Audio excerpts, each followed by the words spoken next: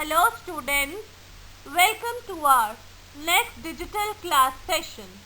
In today's session, we are going to read about a beautiful story, Happy Prince, written by Oscar Wilde. Oscar Wilde is one of the most renowned authors of his time. Happy Prince is the adaptation taken from Happy Prince and Other Tales. So let's join the world of Happy Prince and know more about Happy Prince.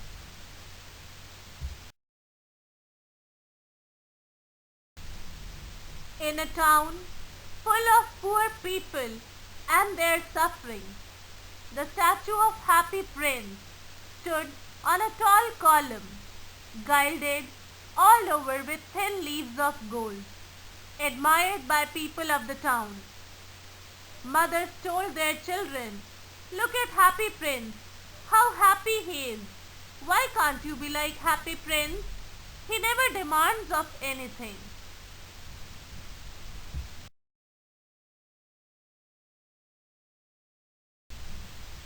One dark and cold night, there came a swallow. The swallow's friends had travelled to Egypt, and Swallow also had to travel to Egypt, but it thought of resting for a while, as it was very cold and the swallow was tired. It looked for the right place to protect itself from the harsh cold. It took shelter at the feet of Happy Prince.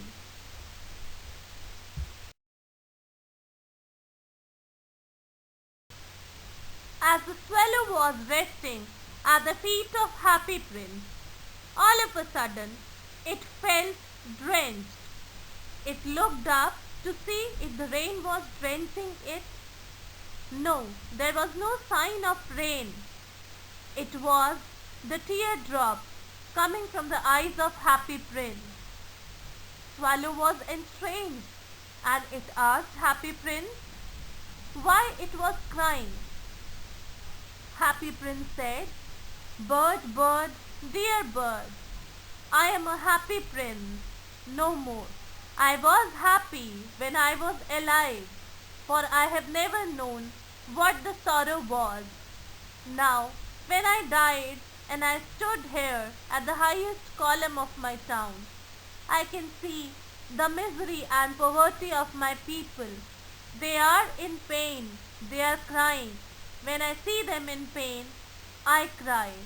It requested the swallow to kindly stay there and help him out.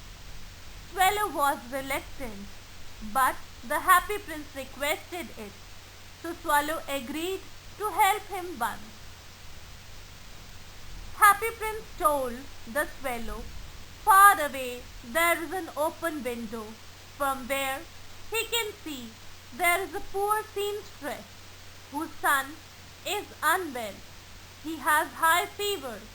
He is crying for oranges, but the poor mother has nothing to give him except river water. She is tired. She is weak. Her fingers are all pricked with needles, as she is in a hurry to complete a dress of the princess." Prince requested Swallow to take out the ruby from his sword hilt and take it and give it to that old seamstress so that she can buy some food and oranges for her child.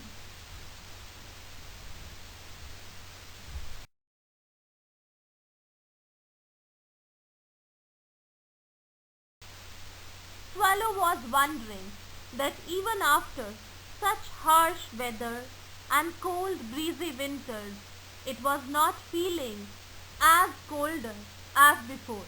Happy Prince told it is because of the nice deed the swallow had done.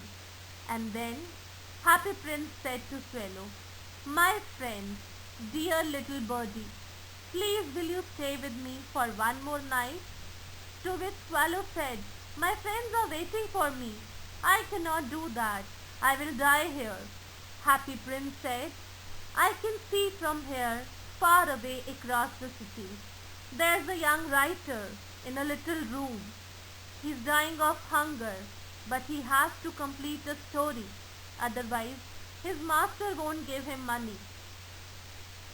Swallow, he needs the help. But Swallow was wondering that if it will stay there for another night, it will die. But Happy Prince convinced the Swallow to help out. So the prince said, "Look at my eyes. They are made of beautiful blue sapphires. And that young man can sell it, and he can save himself. He can buy food for himself. Take out my eye." Swallow said, "No, Happy Prince, I cannot do that. Please forgive me." Prince said, "Swallow, you have to do it for me." So the bird took out the eye of Prince and flew away to the young man's room. It was easy to get in because there was a hole in the roof, and the Swallow dropped the sapphire there, and the young man was happy to get it. It came back and it told Prince about the playwright that it had been given that sapphire. Now it will be happy to live his life further. Then Prince said, "Please stay for another night here." "It is winter," said Swallow. "The snow will soon come. In Egypt the sun is warm and the trees are green. Dear Prince, I must leave you, but I will never forget you." Happy Prince said, "A little girl is standing there in the square below, and all her matchsticks have fallen down. She is crying because of the fear of her father. Her father will beat her mercilessly for the loss of matchsticks. Please help out. Take out my another eye, sapphire, and give that to little girl." Swallow agreed and said, "Okay, I will stay here for with you another night. I will help out the little girl. But after that you will become blind." Prince said, "I don't need these eyes. You are there with me to see this world, to see the town." So the Swallow agreed and dropped the sapphire in the hands of that little girl who was crying. Happy Prince was blind now, for he had lost both his eyes. He couldn't see anything. The prince had lost both the eyes, so Swallow decided to stay there with Prince forever, to become its eyes and show him his town. So Prince asked him, "Swallow, Swallow, dear little Swallow, how does the town look like now?" Swallow told him about all the people, the rich making merry in their beautiful houses, while the beggars were sitting at the gate. He flew into dark lanes and saw the white faces of starving children, looking out listlessly at the black streets. How hungry they were! And Prince said, "Swallow, Swallow, dear little Swallow, help them out. I am covered with fine gold. You must take it off leaf by leaf and give it to my poor.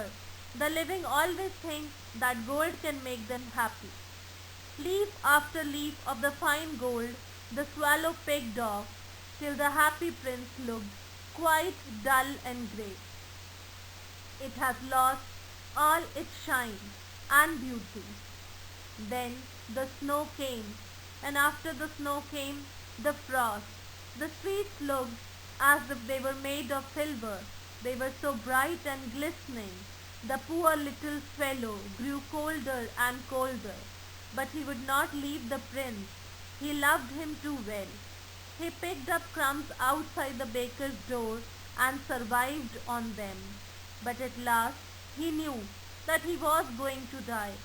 He had just strength to fly up to the prince's shoulder once more. "Goodbye, dear prince," he murmured. "I am glad that you are going to Egypt at last, little Swallow," said the prince. "You have stayed here too long." "It is not to Egypt that I am going," said the Swallow. "I am going to the house of death. Death is the brother of sleep, is he not?" Alas, the little Swallow was dead. It had helped the prince, but now the help was over, all gone.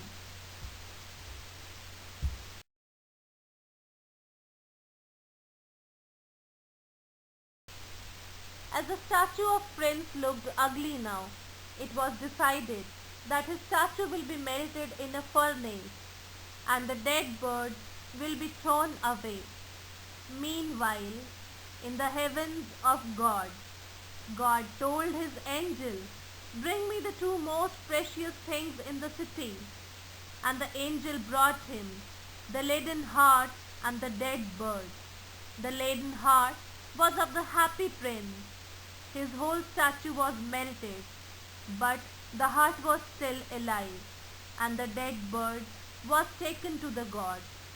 "You have rightly chosen," said the god, "for in my garden of paradise this little bird shall sing for evermore, and in my city of gold the happy prince shall praise me." This is how the world of Happy Prince looked like as he spread happiness everywhere, even after his death. So let's sum up about the main characters of the lesson. The two major characters, the Happy Prince and the Swallow. Supporting characters, the seamstress and her son, the young playwright, the little match girl, town councils, helpers, children of the town, angel from the heavens of God.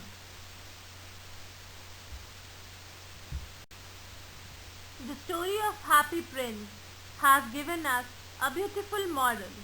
Generosity, which means kindness, it is the trait of true humanity. So let's be kind, be soulful, be empathetic, be watchful towards the little less privileged people of our society. The outward beauty is short-lived, whereas the inner beauty, the qualities we have in our heart for other people, the kindness we have in our heart is the real magnetism of our personality. That is the true beauty.